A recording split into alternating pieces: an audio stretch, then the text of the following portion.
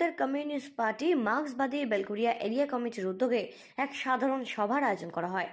আগামীতে নির্বাচনে দলকে জয়ী করতে কিভাবে পদক্ষেপ নিতে হবে সেই সমস্ত বিষয় মূলত আলোচনা করতেই দলীয় কর্মী সমর্থকদের নিয়ে এই দিনের এই সভার আয়োজন করা হয়, যেখানে প্রধান বক্তা হিসেবে উপস্থিত ছিলেন সিপিআইএম কেন্দ্রীয় কমিটির সদস্য তথা প্রাক্তন সাংসদ সুজন চক্রবর্তী।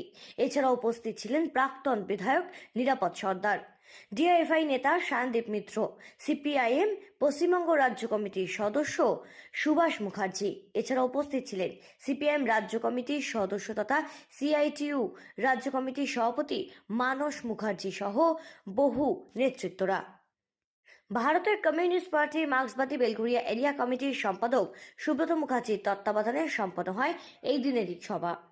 এই দিনের এই অনুষ্ঠানে মঞ্চ থেকে রাজ্যের সমালোচনায় সরব হন সিপিএম নেতারা।